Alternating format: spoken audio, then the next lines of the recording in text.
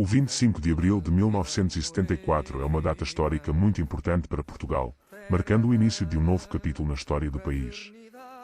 Nesse dia, um grupo de militares liderou uma revolução pacífica que derrubou o regime autoritário do Estado Novo, que governou o país por quase 50 anos. Esse acontecimento trouxe grandes mudanças políticas, sociais e culturais para Portugal, como a transição para um regime democrático e a modernização da sociedade portuguesa. Neste trabalho, será explorado o contexto histórico que levou à Revolução dos Cravos, as suas principais consequências e como ela continua a ser uma referência importante na cultura e na identidade portuguesas. O contexto histórico que levou à Revolução dos Cravos em Portugal remonta ao final do século XIX e início do século XX, quando o país se encontrava em uma situação econômica e política delicada. O regime autoritário do Estado Novo, liderado por António de Oliveira Salazar, que governou o país por quase 50 anos, tinha criado uma sociedade opressiva, conservadora e pouco desenvolvida.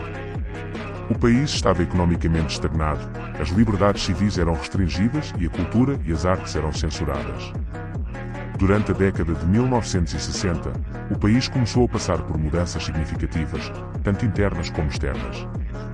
O processo de descolonização, que ocorria em várias partes do mundo, gerou um sentimento crescente de descontentamento com o regime português e a sua política colonialista em África. Além disso, a crescente abertura da Europa para a democracia e para as liberdades individuais também influenciou a opinião pública portuguesa. Foi neste contexto que a Revolução dos Cravos aconteceu em 25 de abril de 1974.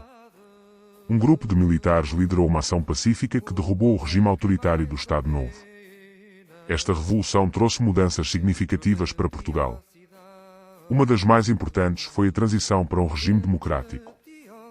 Portugal passou a ter uma nova Constituição e a liberdade de imprensa e de expressão foram restauradas.